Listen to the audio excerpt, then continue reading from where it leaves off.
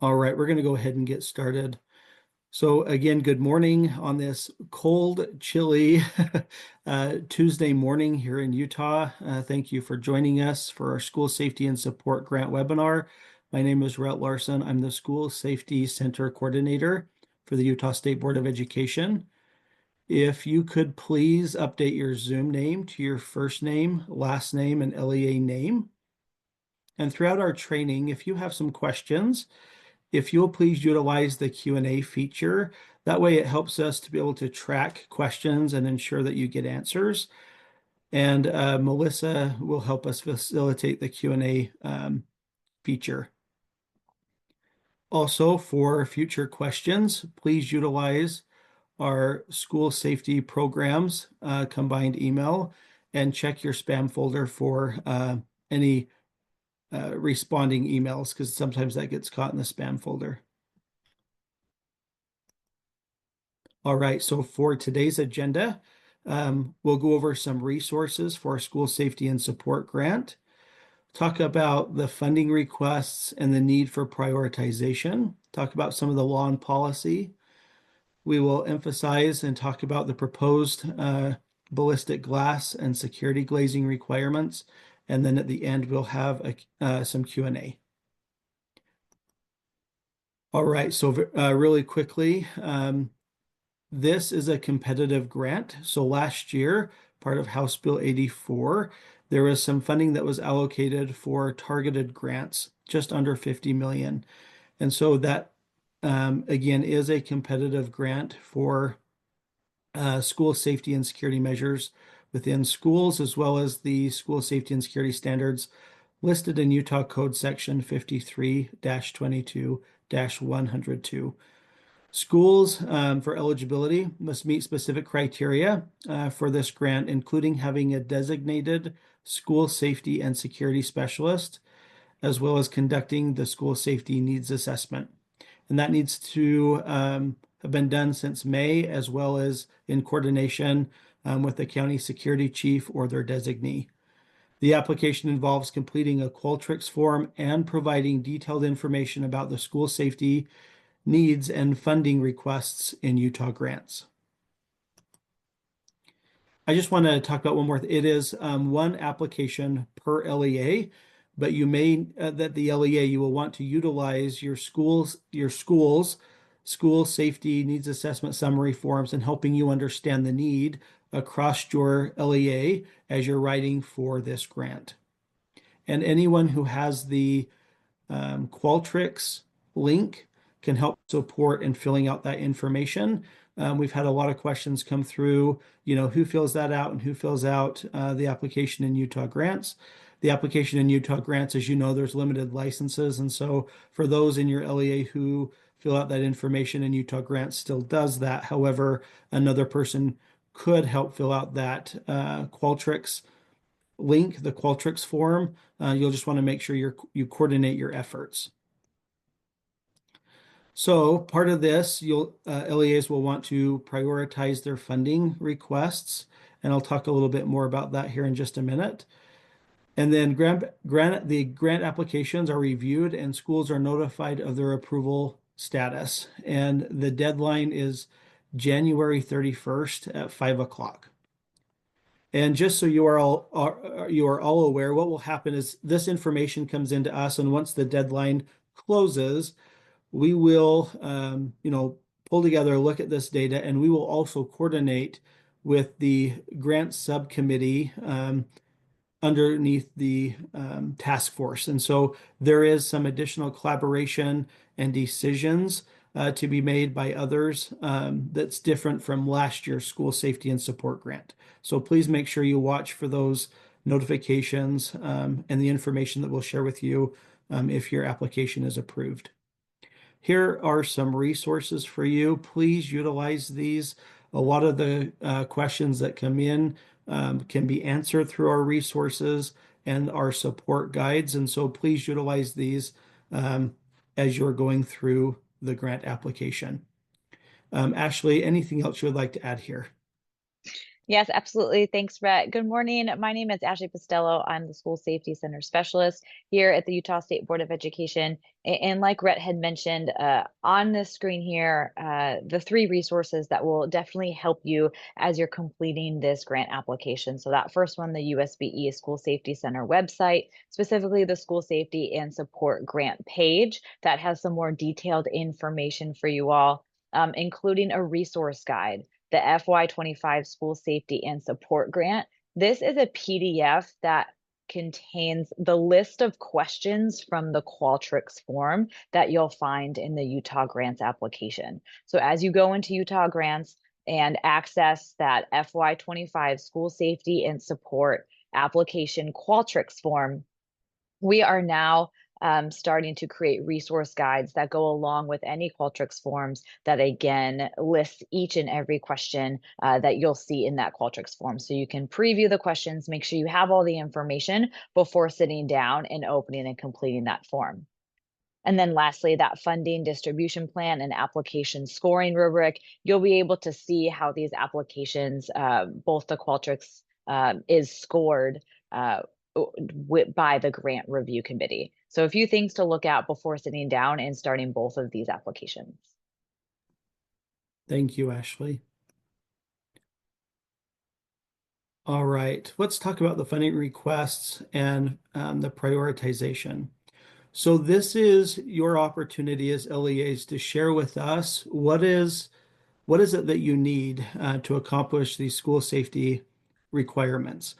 And so please, as you're going through, share that information with us. But it is crucial that you prioritize your low-hanging fruit. And let me talk about this for just a second with you. So last Friday in the last task force meeting, the task force did provide funding, and there will be additional information coming out in the future.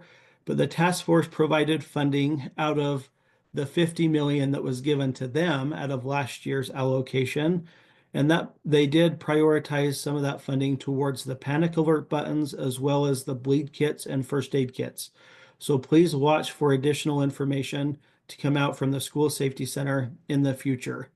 Still include that as part of your grant application so we understand your need, but just know there's some additional funds that can help support with this school safety requirement.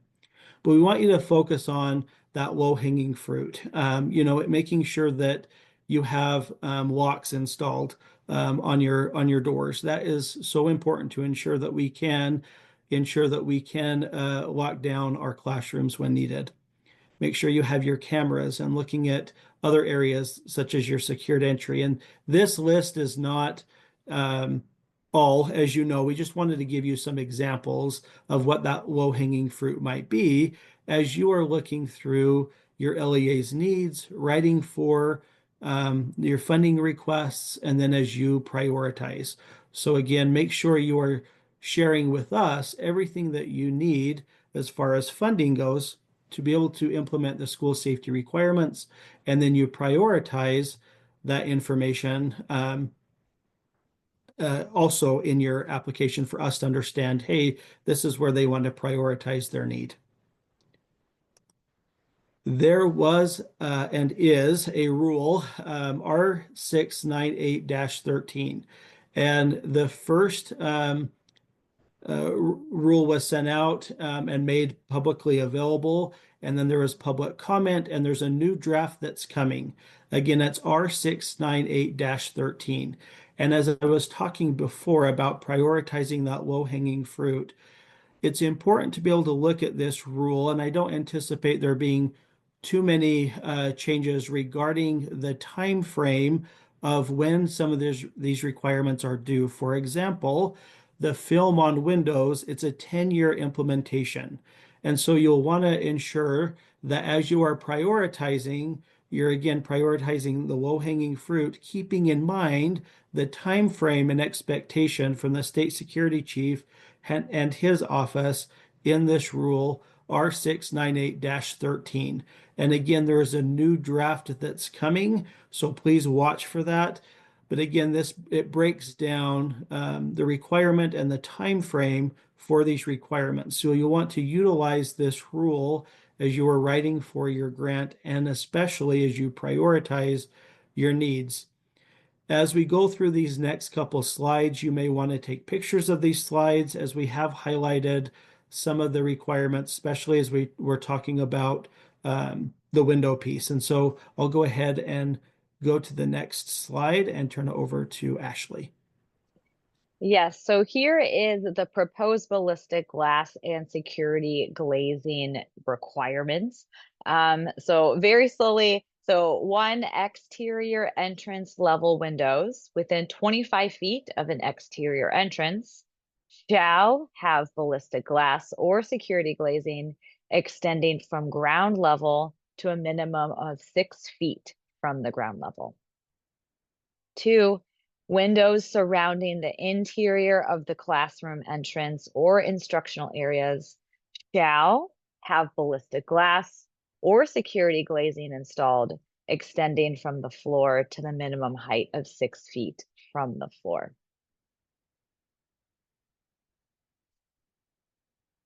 And here are some requirements for ballistic glass specifically.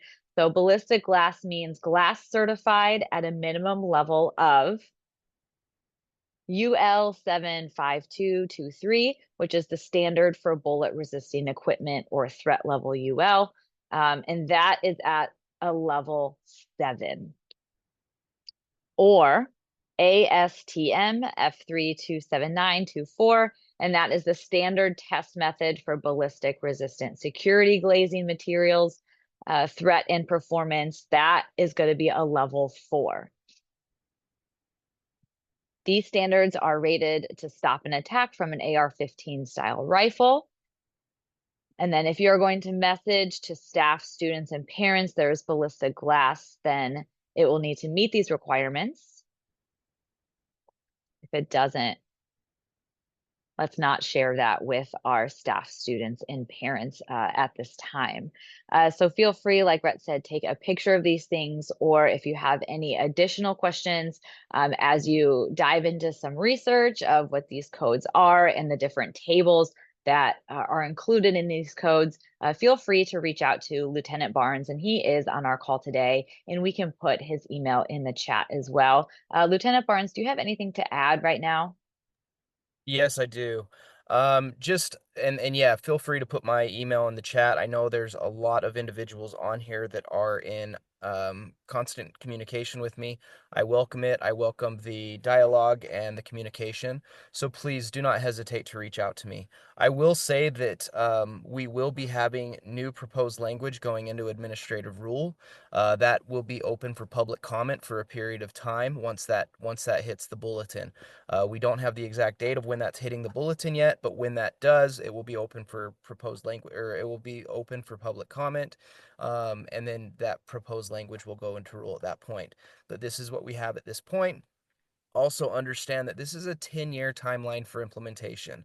We are aware of vendors reaching out to LEAs and saying that this has to be done by a certain amount of time. That is not true.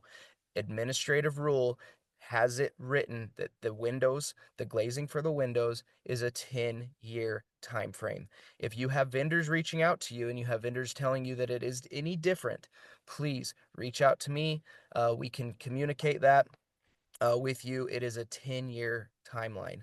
And so, like I say, I know that there are vendors out there that are using practices to suggest that that time frame is not, in fact, what it truly is. So if you have any questions, please do not hesitate to reach out to me. Awesome, thank you. All right, so that first slide that Rhett showed us about these requirements, it mentioned that ballistic glass or security glazing needed to be on those specific windows. So security glazing means a clear or tinted durable material applied to a glass door and windows. It enhances the structural integrity of the glass by preventing it from shattering and falling to the ground when impacted by an object. And it meets the minimum standard. First standard is ASTM F3561, which is the standard test method for forced entry resistance of fenestration systems after simulated active shooter attack. And in that piece of work in PDF, there is a minimum, there's a table, and in that table too, minimum level 3 is what our standard is here. So potential energy of impactor and drop height, that's the table you're looking for. And then the other standard is ANSI Z97.1-15R20, and that is the American National Standard for Safety Glazing. Materials used in buildings, safety performance specifications, and methods of tests, and that must meet the durability requirements of section 5.3 and 5.4. Again, Lieutenant Barnes, do you have any additional thoughts on the minimum standard for security glazing? No, I just wanted to add that that is the proposed language that will be hitting the bulletin once it's posted. So that will be the proposed language for rule. Awesome, thank you.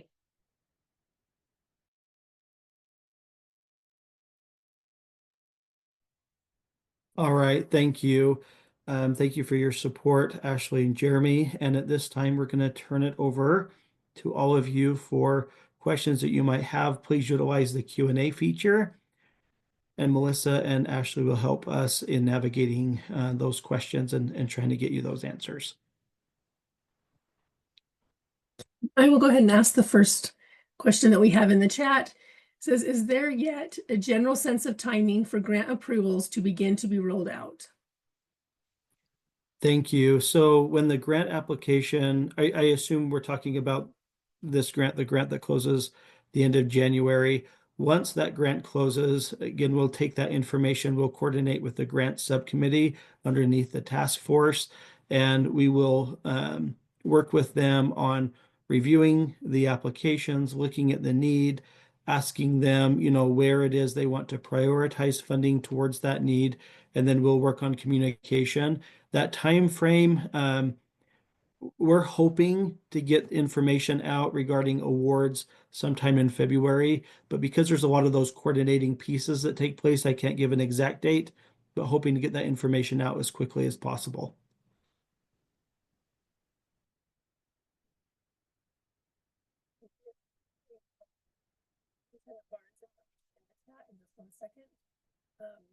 Another question is, Melissa, we can't hear you very well. If you just want to try muting and unmuting.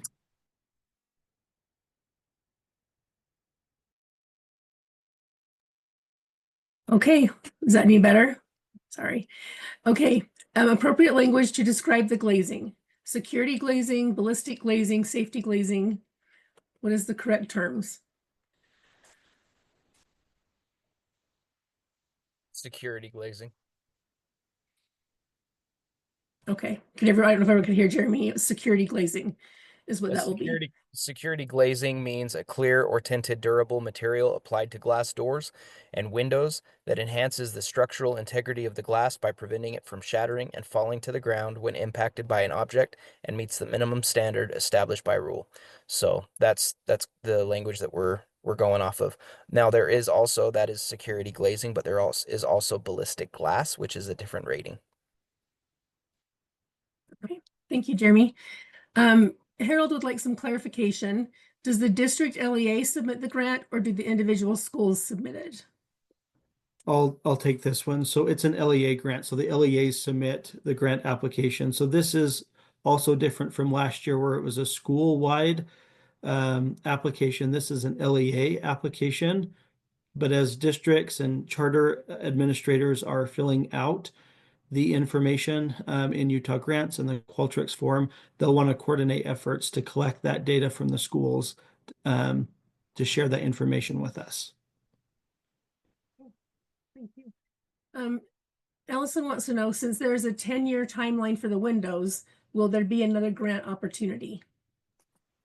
Great question. As we continue to have needs assessments each year filled out by schools, we'll have that important information along with this year's information and the rolling information each year to share that funding need to our policymakers statewide.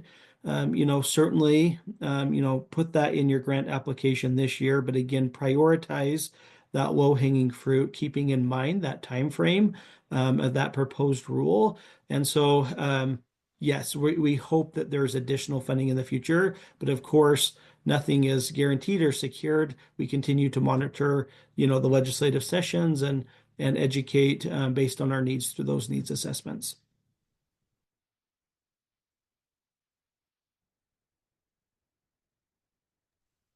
Melissa, we lost your audio again. I'm wondering if you could explain the timeline on this grant. Someone wants to know if there's a 3-year timeline like there was on the last one. Still no? Yes. Yep. We heard you. Thank you. So, Okay. yes, in the grant application, we've shared, the timeline. There is more than just 1 year to spend these funds. We understand that as you are implementing these requirements and as you get money to make improvements, it does take some time to do so, working with vendors, doing construction projects and changes to the building. A lot of times those big projects happen during the summer. And so, yes, we've been mindful of that before putting out the grant. And I believe you have until fiscal year 27. I don't have that in front of me with sharing my screen, but Ashley, is that correct? Yes.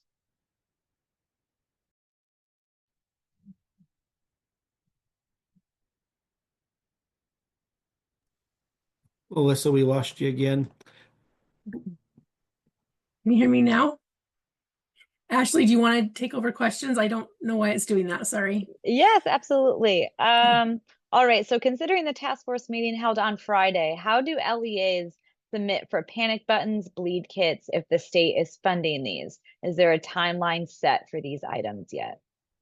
No, so that decision was just made on Friday, and so we'll get that information out as quickly as we can. But I'm very excited that there's some additional money to help pay for those items. But time frame decisions have not yet been made, and so we will communicate that as soon as we know. Wonderful. And then Rep, for clarification, LEAs submit funds for panic buttons and bleed kits just through this grant application, correct? They include it in their list of priorities. Yeah, please list that as still as part of the grant. That information, the grant came out, the task force met last Friday. They did allocate funds towards these items. We still want to know the need, and that might actually help us with, moving the decision and funding priorities moving forward. Still communicate that with us, on what you need regarding bleed kits, first aid kits, panic alert buttons in that grant application, and we'll adjust on the back end as we need to. But yes, please utilize the Qualtrics form as part of the school safety and support grant to share with us your need, and then again prioritize those needs based on what you need per LEA. Wonderful. The funding that would come in February, is that the $50 million you'd previously discussed? If funding is added as proposed by Governor Cox, will we need to redo our applications for that or just continue to get more funding to meet our priority list?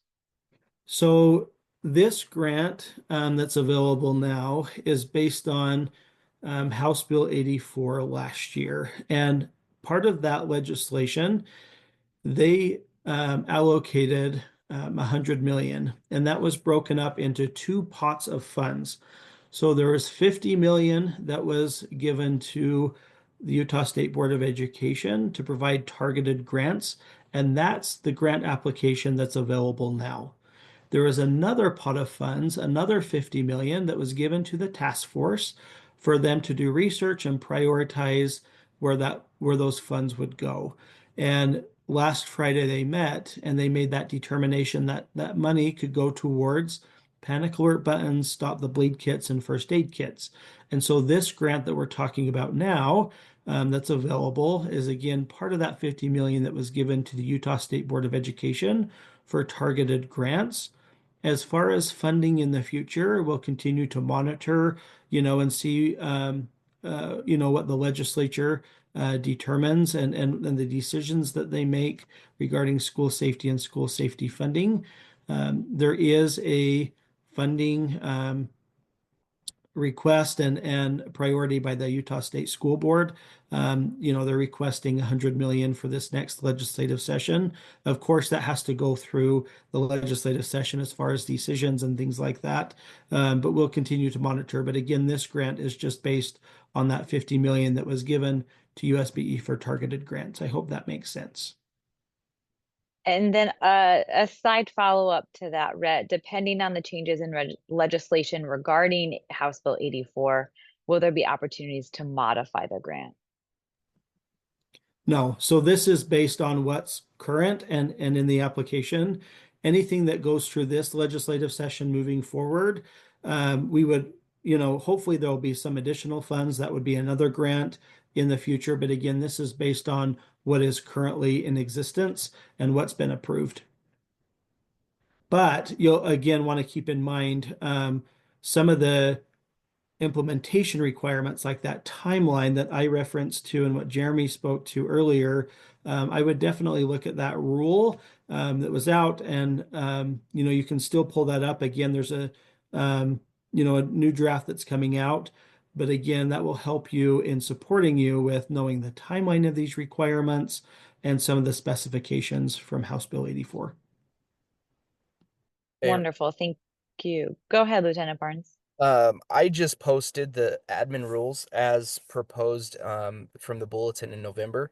I did post those in the chat, so everything except the window glazing updates will be current on that. That includes the timeline for implementation and everything like that. There is information that I wanted to address in the chat. Let's see, there was an individual that asked if it was said that we need 6 bleed kits in each first aid kit. And is there a list that tells exactly what needs to be in each first aid kit? I have heard so many different numbers. I have heard that there needs to be 4 bleed kits per classroom. I have heard that there are a variety of different numbers floating around out there. The administrative rule, which again starts on page 538 of what I just posted, but the bleed kits is on page 543 in that, and clearly outlines what the requirement is. A school shall ensure that each classroom and large gathering area are equipped with bleed kits and first aid kits, and then it outlines everything that needs to be in there.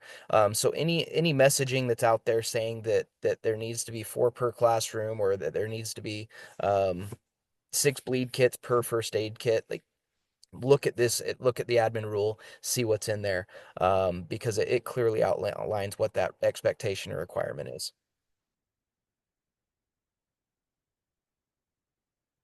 All right, we will do one more. So one of the emails announcing this grant indicated that the grant has to be used for physical needs of your campus and cannot be used for security personnel. Is that the case? Yes, there is a carve out for school resource officer services, and we talked, in our last webinar that could go towards school resource officer training. But yes, there's not a space in there for personnel.